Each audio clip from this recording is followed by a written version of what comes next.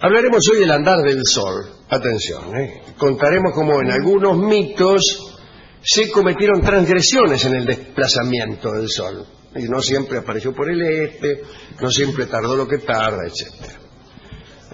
Algunas veces dioses o mortales muy poderosos consiguieron manejar los movimientos solares a su gusto. En la historia de Israel, que sigue a la muerte de Moisés, aparece la figura de Josué. Moisés lo nombró sucesor para que condujera finalmente a su hueste a la tierra prometida y la conquistara. Josué era un guerrero muy valiente. Muy bien, cuentan que Josué había hecho alianza con los habitantes de Gabaón. Junto con ellos, Josué iba a luchar contra Adonisedec, que era el rey amorreo de Jerusalén, que según parece se oponía a la llegada de los fugitivos de Egipto. Adonisedec se asustó naturalmente porque Gabaón era una ciudad importante que de ningún modo debía aliarse a los hombres de Josué. Entonces Adonisedec y los amorreos atacaron Gabaón para destruirla.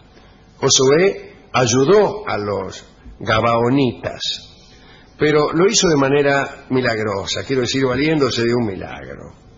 Primero rogó a Dios que hiciera caer un granizo terrible sobre los amorreos con la mayor exactitud.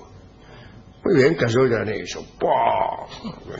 Los amorreos empezaron a dispersarse, como ocurre cada vez que cae granizo, y a correr, a poner a cubierto sus vehículos. Pensaron, me refiero a los amorreos, que cuando llegara la noche iban a poder escapar de sus enemigos a favor de la oscuridad. Pero entonces Josué siguió rogando y le dijo a Dios que ya que estaba,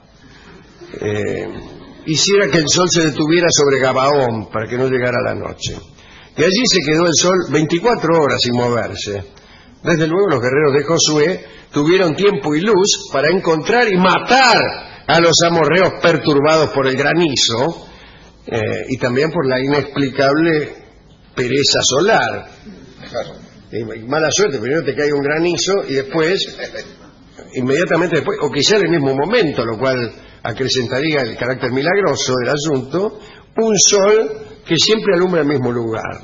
Fue extraordinario.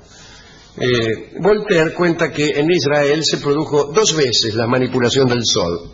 Textos rabínicos y el Antiguo Testamento, en el Libro de los Reyes, hacen referencia al rey Ezequías, que gobernó, según se cree, entre los años 715 y 687 a.C. Ezequías tenía un profeta llamado Isaías, nada menos. Y una vez el profeta le dijo: «Oh rey, pon en orden vuestros asuntos, porque moriréis pronto».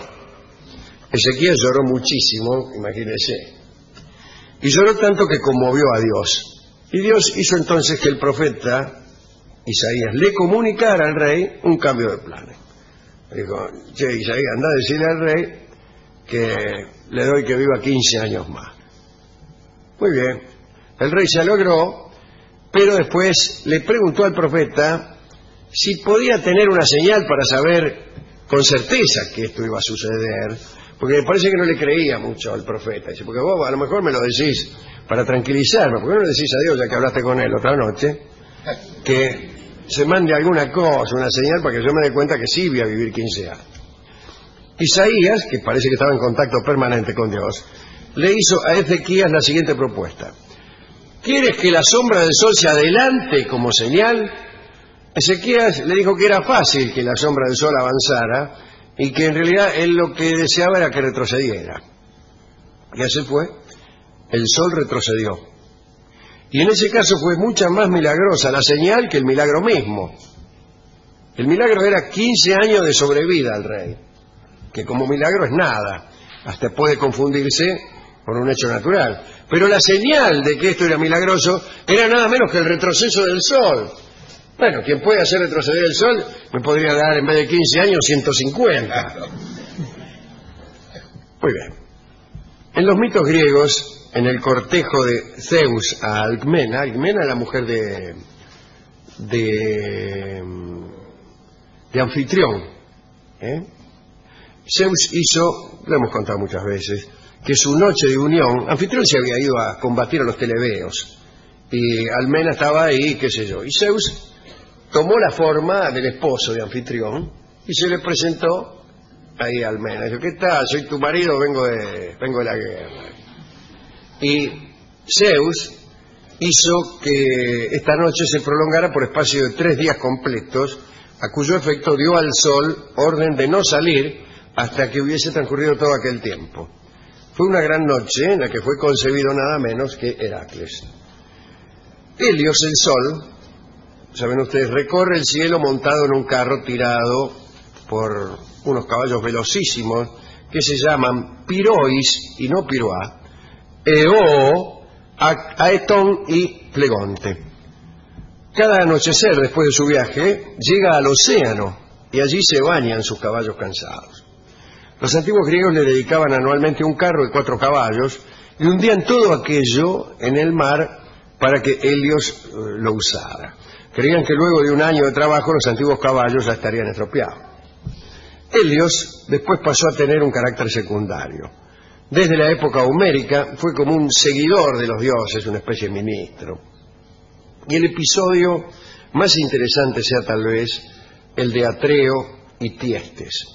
Eran hermanos que no se llevaban muy bien. Atreo encontró un día en su rebaño un cordero que tenía un vellón de oro. A pesar de haber hecho voto de sacrificar a Artemis aquel hallazgo, Atreo escondió el vellón. Pero sucedió algo.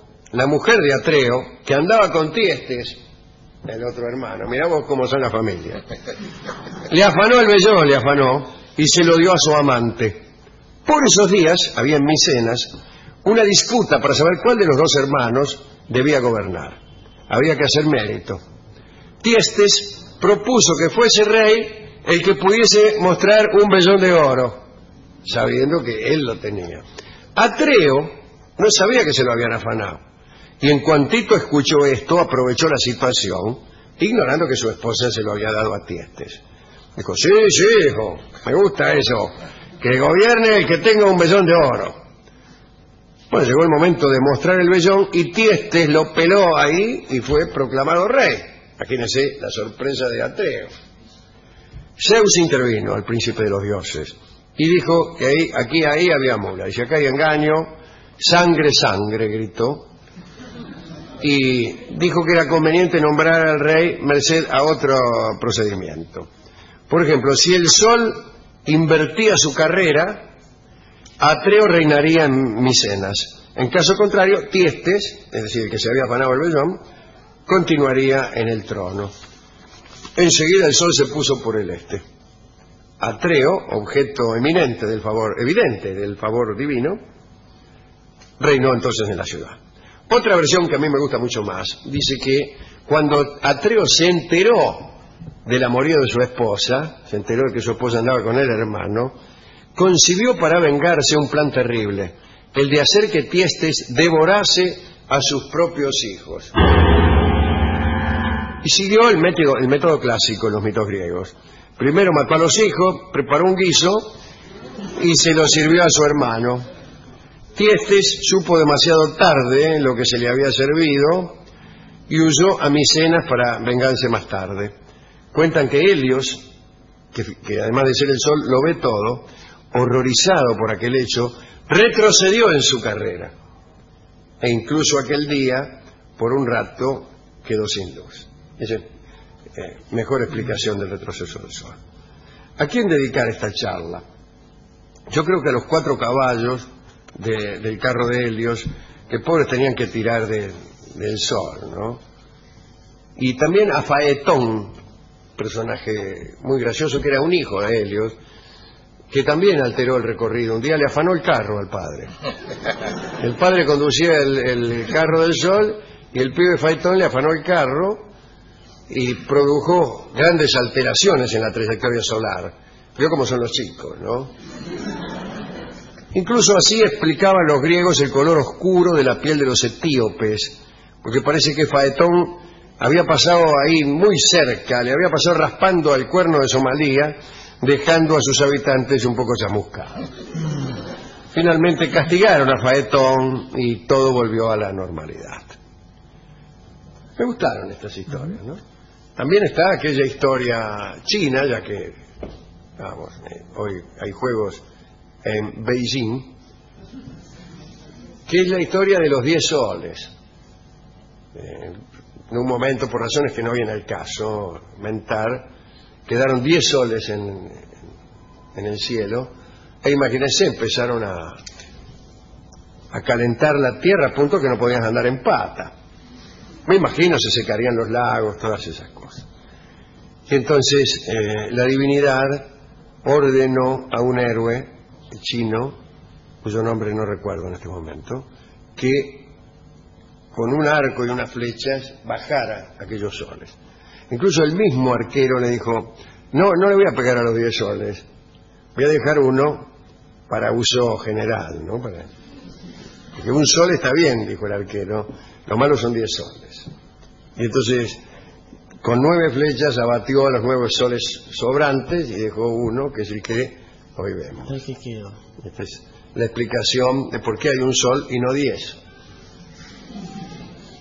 ¿Usted quiere saber por qué hay un sol y no 11? También es otra pregunta. Claro. Que en este caso no tiene explicación.